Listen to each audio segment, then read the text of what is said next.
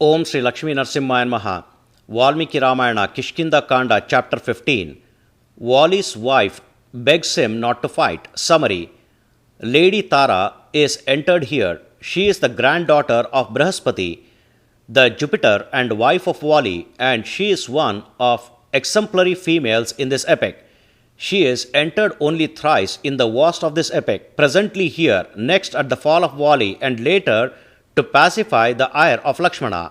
But her personality for analytical intelligence does not exit from the minds of readers. Here she advises Vali not to confront Sugreeva as long as Rama stands guard to him. Further, she says, after a logical discourse and reasons, why not Sugreeva be made the Prince Regent of Kishkindha, even at this juncture, where she foresees a calamity to Vali, but Vali, maddened in his intellect by his brawny might, slights her far-fetching advice. Chapter 15 in detail. Then, the liberal Vali has clearly heard that outcry of his plain-spoken brother Sugreeva from his palace chambers. On hearing Sugreeva's outcry that is shuddering all beings, Vali's insolence is diminished, as high rage superimposed on him.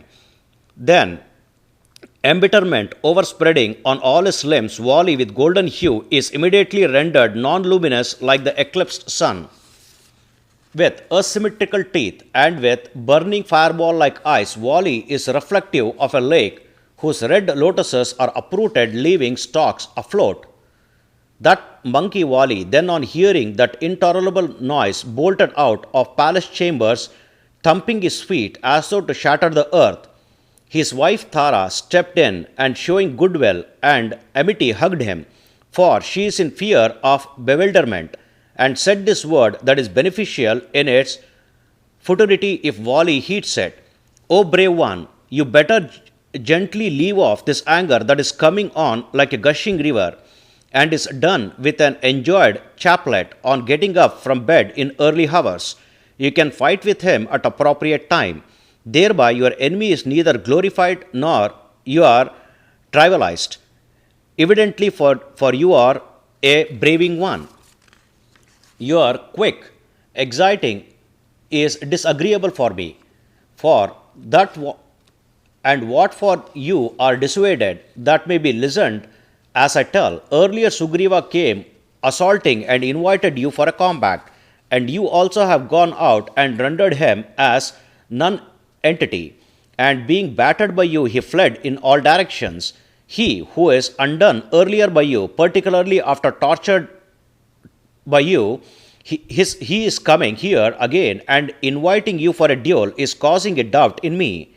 The arrogance and endeavor of the shouter and even the rampage of his furor, all this will not have a trivial reason, isn't it? I do not think that Sugreeva has come here unaccompanied, and on whom he is dependent must be an unflinching support foregathered by Sugreeva. By his nature, Sugreeva is an expert and even so a clever one, and he does not enter into friendship with anyone without examining his mettle. I am already briefed by our son Angada's information, and what I have heard I will now relate that helpful word to you. Son Angada said this account when he returned from forest, and to him spies are said to have reported this. Those that are born in Ikshvaku dynasty, sons of the king of Ayodhya, valiant and unconquerable ones in war, called Rama and Lakshmana, are there in this country. These two unassailable ones have chanced there at Sugreeva's place to fulfill the longing desire of Sugreeva. He is an acclaimed one for his warfare, and like the fire flaring up at the end of era, he shatters the strength of enemies. And he is Rama, your brother's helpmate. They said so. And he is said to the habitable tree for the polite, the ultimate course for the woe-begone, a hospice for agonized, and for grace Rama is the only abode. He is endowed with the knowledge of mundane and ultra-mundane things. He always abides in the directives of his father. As with Mount Himalayas for all natural elements, he is the greatest mine of merits.